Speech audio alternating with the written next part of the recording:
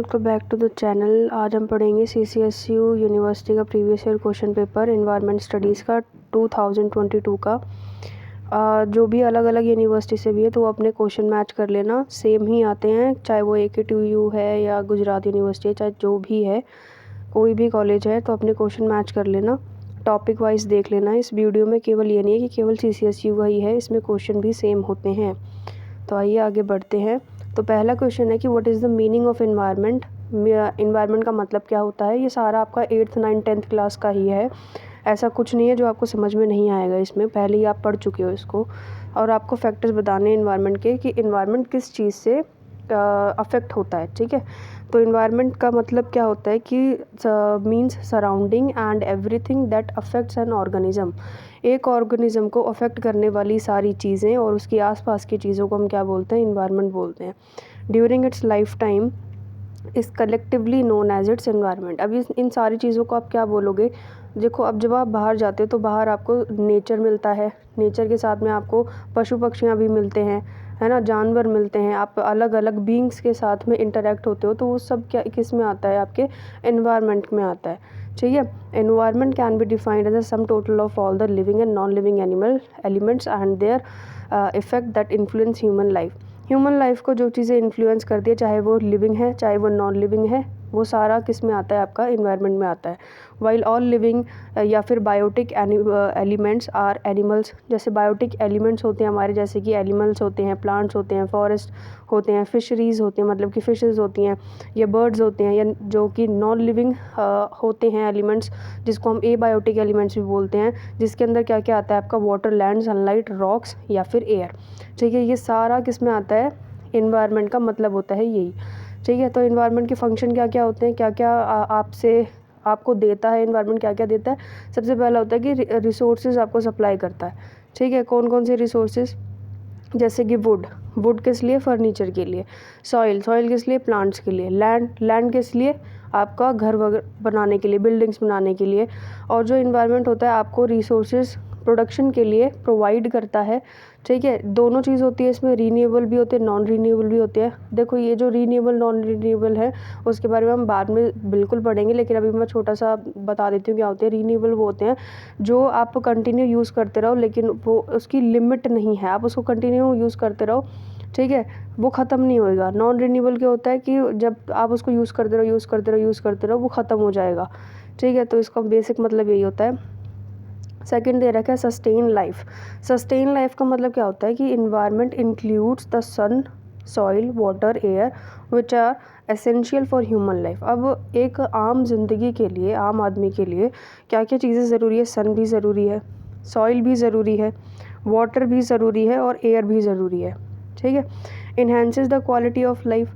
आपकी जो लाइफ की क्वालिटी है वो बढ़ा देता है। कैसे? The environment enhances the quality of life.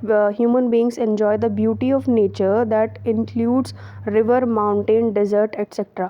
जो आप हम ह्यूमन बींग्स हैं, हमारी आँखें जो हैं बहुत अच्छा देखने के लिए तड़पती है ना।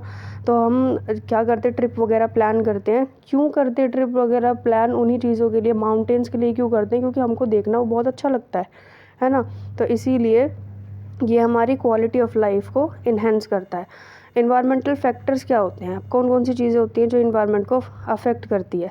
तो the environmental factors can be defined as the identifiable elements within the environment that affects an organisms survival. अब देखो, इन्वायरमेंटल फैक्टर होता है किसी ऑर्गेनिज्म के सर्वाइवल को चेंज कर देना, अफेक्ट कर देना, उसके जो ऑपरेशन, जो रोज़मर्रा के वो काम करता है उसको अफेक्ट करना, प्लस उसकी ग्रोथ को अफेक्ट करना। ठीक है, वही होता है environmental factors. Environmental factor involves everything that changes the natural environment. Natural environment को जो चीज़ आपकी चेंज कर दे वो होते हैं आपके इन्वायरमेंटल फैक्टर। थोड़े एलिमेंट्स जो कुछ दिखते हैं, कुछ नहीं दिखते हैं, जैसे कि air, water, climate, soil, natural vegetation and land forms. ये क्या है, आपके इन्वायरमेंटल फैक्टर्स हैं। 5 इन्वायरमेंटल फैक्टर दे रखे हैं। सबसे पहला तो दे रखा है पोल्यूशन। इसको मुझे डिफ़ाइन करने की ज़रूरत नहीं है, पोल्यूशन के बारे में आपको पता है। पोल्यूशन क्या होता है। पोल्यूशन से काफ़ी सारी चीज़ें होती हैं, आपकी लाइफ थ्रेटनिंग भी होता है। क्यों? क्योंकि कुछ लोगों के पोल्यूट करने से आप उसको इनहेल करते हो तो आप भी बीमार पड़ जाते हो, है ना। तो नीचे आपके बहुत सारी वो दे रखी हैं, खैर मैं इसको बता ही देती हूँ। Pollution is defined as introducing pollutants, organic molecules और other unsafe material into the earth's atmosphere. Earth के एटमॉस्फेयर में जो चीज़ पोल्यूटेंट जो होते हैं हमारे, वो फैलते रहते हैं, तो जिसकी वजह से क्या हो जाता है, पोल्यूशन फैल जाता है। ये या तो नेचुरल इवेंट से होता है, जैसे कि फॉरेस्ट फायर वगैरह हो गई, या फिर मैनमेड एक्टिविटीज़ से होता है, जैसे कि फैक्ट्रीज़ वगैरह धुएँ छोड़ती है, अपने नेचुरल वेस्ट निकलता है, ये सारा पोल्यूशन में आता है। कितने टाइप्स ऑफ पोल्यूशन होते हैं, एयर, सॉइल, नॉइस और वाटर। डिफॉरेस्टेशन से भी होता है भैया। डिफॉरेस्टेशन क्या होता है, कटिंग डाउन ऑफ ट्रीज़ को जब आप काट देते हो, फॉरेस्ट को ख़राब कर देते हो, तो वो क्या होता है, डिफॉरेस्टेशन होता है। या तो ये ह्यूमन की वजह से होता है या फिर नेचुरल कॉज की वजह से होता है, ठीक है। डिफॉरेस्टेशन बहुत ज़्यादा नेगेटिव इम्पैक्ट पड़ता है उसका इन्वायरमेंट के ऊपर में, और the most dramatic effect is a loss of trees and forest. जितने ट्रीज़ कटेंगे उतनी ऑक्सीजन कम होगी, ठीक है, which drives climate change and several other problems have been raised for the ecosystem. Ecosystem इसमें दे रखा है कि डिफॉरेस्टेशन के क्या क्या कॉजेज़ हैं, कि आप अगर डिफॉरेस्टेशन को एनकरेज करोगे तो आपके साथ में क्या क्या चीज़ें हो सकती हैं। सबसे पहला तो आपकी क्या होगा, लैंड वगैरह बढ़ जाए, लैंड आपको मिल जाएगा तो आप उस पर घर वगैरह बनाओगे, घर तो बना लोगे लेकिन ऑक्सीजन कहाँ से लेके आओगे। तो ग्लोबल वार्मिंग क्या होता है, अब नीचे देखो, the phenomena of a gradual increase in the average temperature of the earth atmosphere. मतलब कि अर्थ के एटमॉस्फेयर में जब जो एवरेज टेम्परेचर है उससे ऊपर टेम्परेचर या उससे नीचे टेम्परेचर घट जाता है, तो उसको हम क्या बोलते हैं, ग्लोबल वार्मिंग बोलते हैं, ठीक है। फिर आता है आपका क्वेश्चन नंबर 2। वो अब ये वीडियो थोड़ी लंबी जाएगी क्योंकि 6 क्वेश्चन इसमें कराऊंगी, बाकी के बच्चे दूसरी वीडियो में, तो ध्यान से पढ़ो। What do you mean by mineral resources and also explain the use and important. या तो कोल की बताओ या पेट्रोलियम के बताओ, और ये बताओ मिनरल रिसोर्सेज क्या होते हैं। तो मिनरल रिसोर्सेज आर इम्पॉर्टेंट, बहुत इंपॉर्टेंट है। क्यों? They provide us with the raw material used for building structure. मतलब कि आपको रॉ मटेरियल देते हैं किस चीज़ के लिए, बिल्डिंग वगैरह बनाने के लिए, जैसे कि क्ले हो गया, स्टील फ्रॉम आयरन हो गया, आयरन से जो स्टील निकलती है, इलेक्ट्रॉनिक्स हो गए जैसे कि copper, gold, rare earth elements होते हैं ये हमारे, और कुछ टूल्स, ठीक है। Fossil fuels and uranium provide us with energy. अब जो फॉसिल फ्यूल्स होते हैं और यूरेनियम होता है वो आपको एनर्जी प्रोवाइड करता है। और फोस्फेट क्या करता है, एग्रीकल्चर में बहुत काम आता है, एग्रीकल्चर को इन्हेंस करने के लिए। The main 3 type of mineral resource क्या होते हैं आपके, मेटेलिक, नॉन मेटेलिक और फ्यूल्स, ठीक है। ये हम पढ़ेंगे बाद में, इतना डीप में मत पढ़ो क्योंकि 22 को है शायद पेपर, तो पहले ही ख़त्म कर लो सारा। Minerals in environmental studies refer to natural occurring substances found in earth crust. ये आपको कहाँ मिलते हैं, ये सारे मिनरल्स अर्थ की क्रस्ट में मिलते हैं, ठीक है। जैसे कि आपका रॉक हो गया, सॉइल हो गया। Understanding the presence and distribution is crucial for assessing environmental health. अब आपको ना सबसे पहले इसको एक्सेस करना आना चाहिए, कितना आप करोगे, कितना डिस्ट्रीब्यूट करोगे, ये जानना बहुत ज़्यादा ज़रूरी है।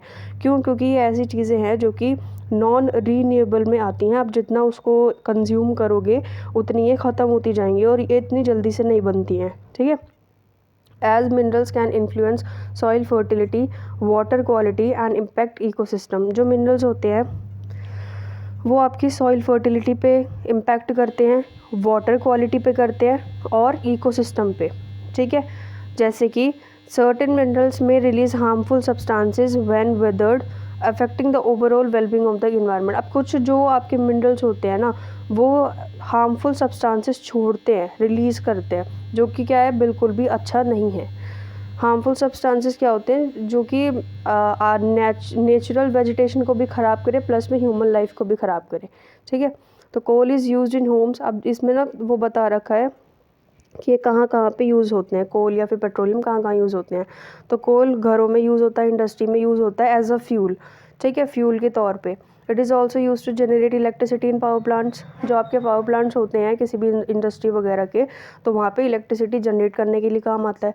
पेट्रोलियम प्रोडक्ट्स क्या कौन कौन से, जैसे कि पेट्रोल और डीजल, वो किस लिए काम होते हैं सबको पता है, व्हीकल्स में काम आते हैं फ्यूल्स के लिए।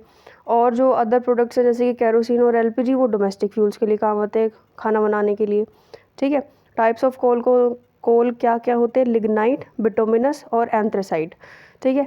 पेट्रोलियम क्या होता है, पेट्रोलियम है आपका फॉसिल फ्यूल जो कि आप निकाल सकते हो, मतलब पहले लिक्विड फॉर्म में होता है, फिर आप डिकम्पोजिशन करते हो उसका ऑर्गेनिक मैटर में। Petroleum is a fossil fuel that naturally occurs in the liquid form.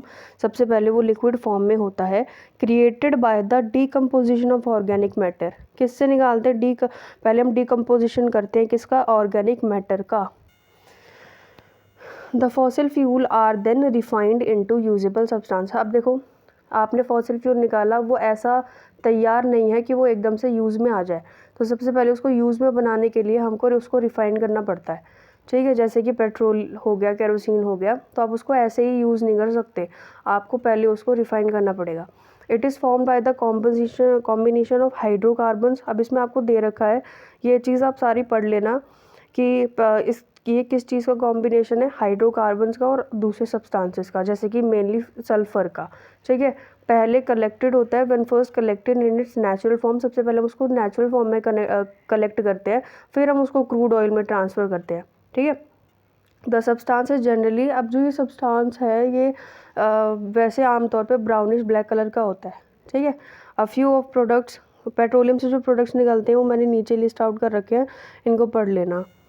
Uses of petroleum क्या है जी? यूजेस ऑफ पेट्रोलियम है कि ये जो these are the transportation fuels. क्या हैं ये? ट्रांसपोर्टेशन फ्यूल्स हैं। ट्रांसपोर्टेशन फ्यूल्स मतलब कि गाड़ी वगैरह में यूज़ होने वाले, ठीक है।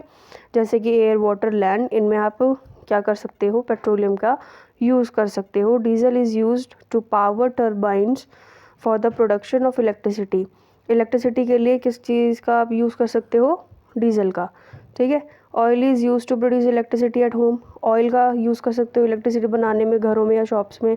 ऑयल हेल्प करता है ल्यूब्रिकेट करने में different types of high and machine, मतलब कि मशीन में यूज़ होता है ऑयल, ठीक है।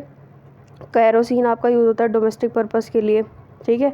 और use by chemical industries, chemical industries में यूज़ होता है प्लास्टिक, डाइज, पेंट, ये सब बनाने के लिए, पेस्टिसाइड बनाने के लिए।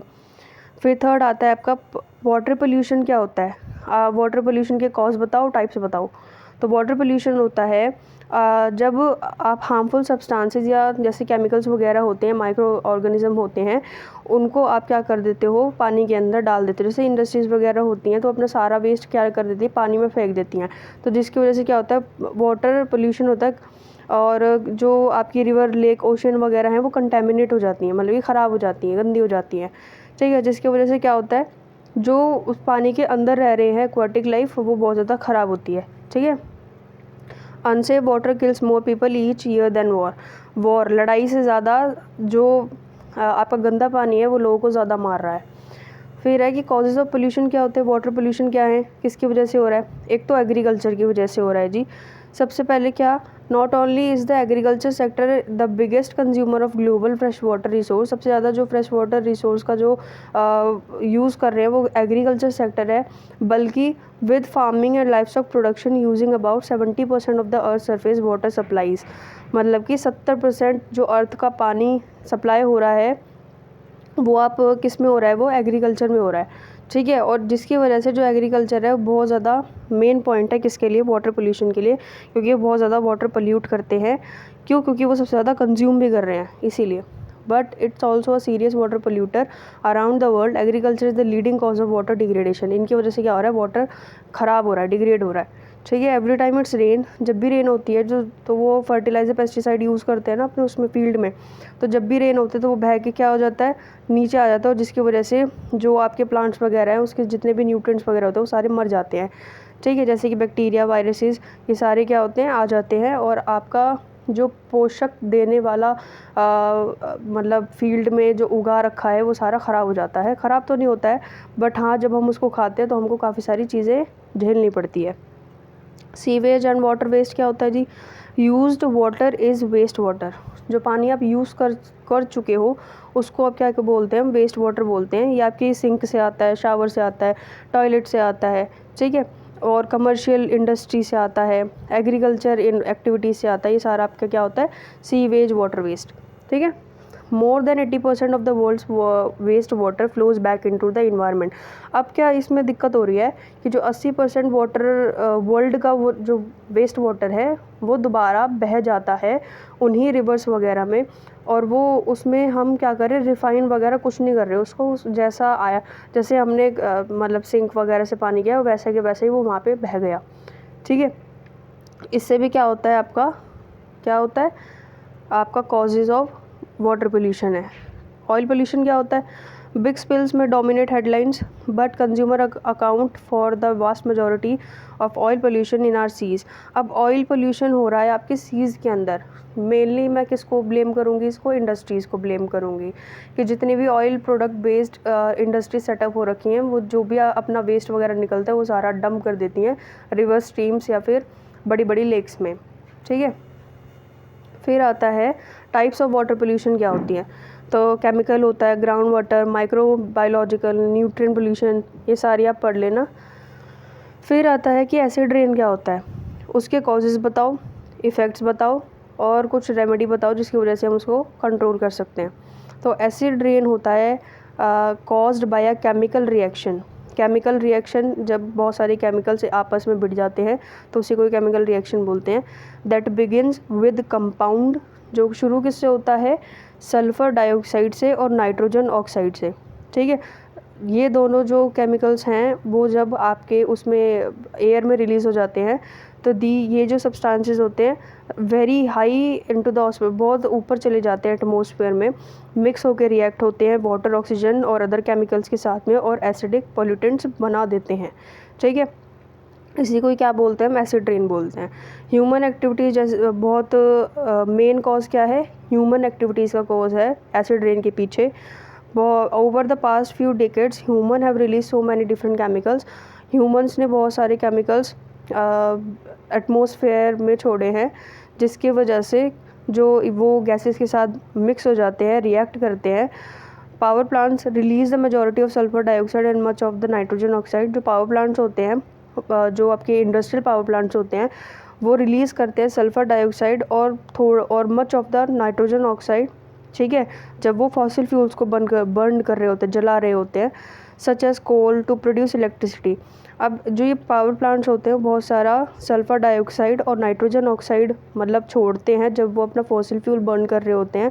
फॉसिल फ्यूल क्या, कोल वगैरह, इलेक्ट्रिसिटी प्रोड्यूस करने के लिए, जिसकी वजह से क्या होता है, एसिड रेन।